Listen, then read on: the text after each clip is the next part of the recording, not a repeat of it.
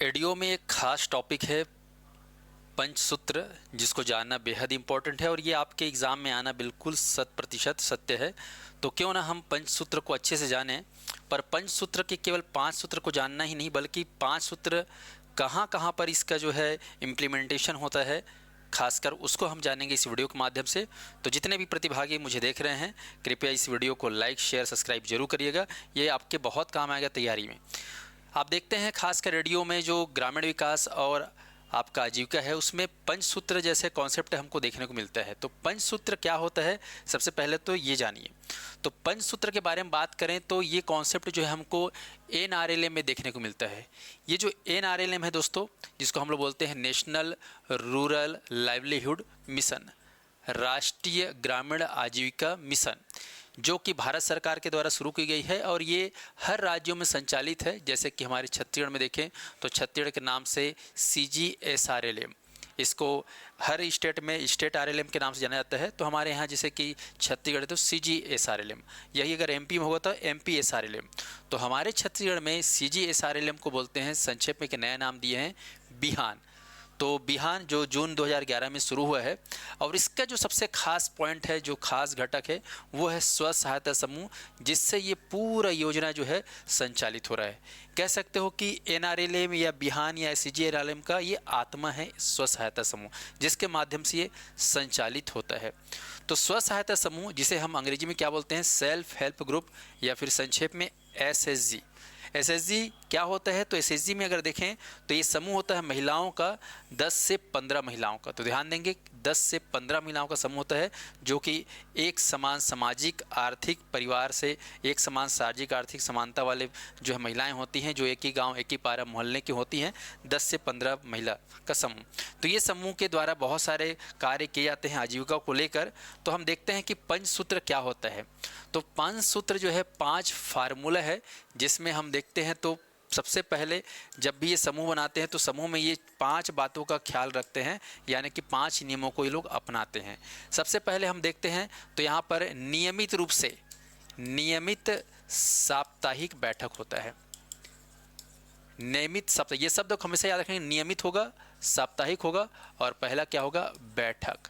तो ध्यान रखेंगे पहला नंबर यहाँ पे रखना है, ये उंगली है 5, उससे ये अंगूठा को मान लेना। पहला है बैठक, कौन सा बैठक, नियमित साप्ताहिक बैठक।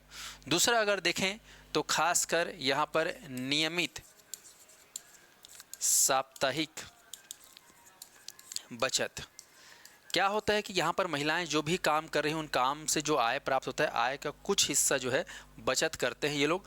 तो साप्ताहिक बैठक के द्वारा फिर बचत पे वो लोग काम करते हैं। तो यहाँ पर दूसरा नंबर जो है आपका पंचसूत्र का, जिसको कहा जाता है नियमित साप्ताहिक बचत। फिर तीसरा जो है बचत के बाद जब पैसा इनके समूह में इकट्ठा हो जाता है तो इसका जो है आंतरिक रूप से लेन देन होता है, आंतरिक लेन देन। तो समूह के जो महिलाएं हैं ये आंतरिक लेन देन करते हैं उन पैसों का। तो ध्यान रखेंगे तीसरा जो सूत्र है वो है आंतरिक लेन देन।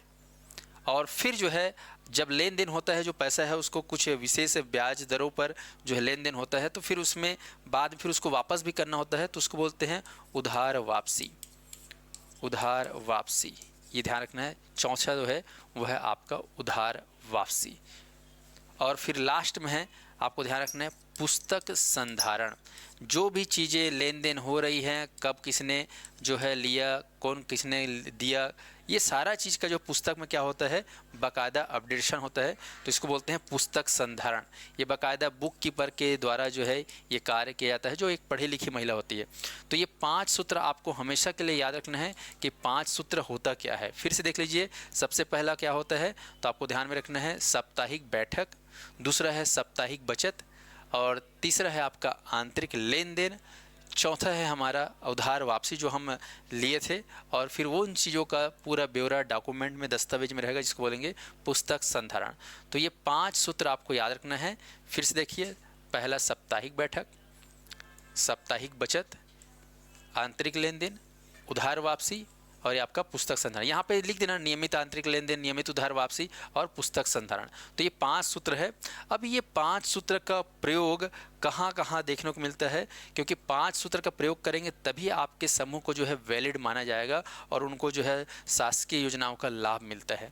जैसे कि हम देखते हैं तो पंचसूत्र के बारे में बात करें तो पंचसूत्र का जो पालन करेंगे उन्हीं को ही सक्रिय महिला बनाया जाएगा। सक्रिय महिला जिसको एक्टिव वुमेन में कहते हैं, जो पंचसूत्र का पालन करेगा उसको जो है यहाँ पर आप देखेंगे तो संसाधन पुस्तक संचालक बनने का मौका मिलेगा, जिसको हम बोलते हैं RBK, रिसोर्स बुक कीपर। पंचसूत्र पालन करना बेहद जरूरी है। लगभग 75 बैठकें होनी चाहिए, लेकिन पंचसूत्र बहुत ज़रूरी है। ऐसे ही हम देखेंगे पंचसूत्र का पालन करने के लिए ज़रूरी है अगर ग्राम संगठन है, ग्राम संगठन में जो सदस्य होते हैं वो सदस्य उन्हीं सदस्यों को शामिल करेंगे जिन सदस्यों के समूह जो है पंचसूत्रों का पालन करते हैं। ठीक है, ऐसे ही ग्राम संगठन सहायिका VOA, विलेज ऑर्गेनाइजेशन असिस्टेंट, ये बनने के लिए भी जो है पंचसूत्र का पालन करना बेहद अनिवार्य है। इसके बिना आप VOA नहीं बन सकते।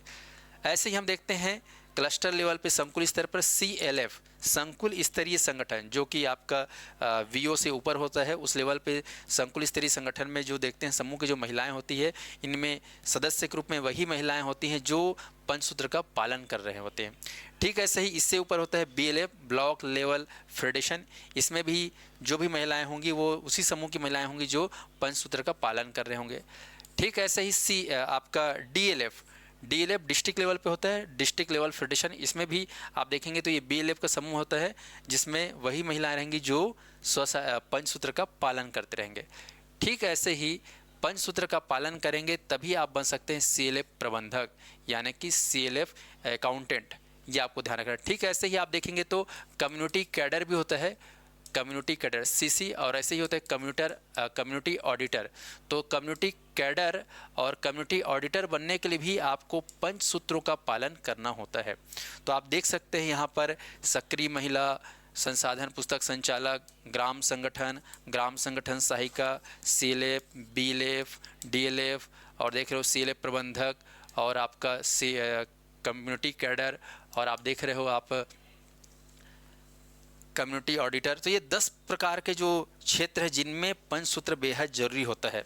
इसके अलावा आप देखेंगे तो पंचसूत्र का पालन करना बेहद जरूरी होता है, जैसे कि आपको इंटरनल CRP बनना है, आंतरिक CRP, ठीक है, internal CRP, community resource person भी बनना है, तो आपको पंचसूत्र का पालन करेंगे तभी आप इस पोस्ट पे पहुंचेंगे।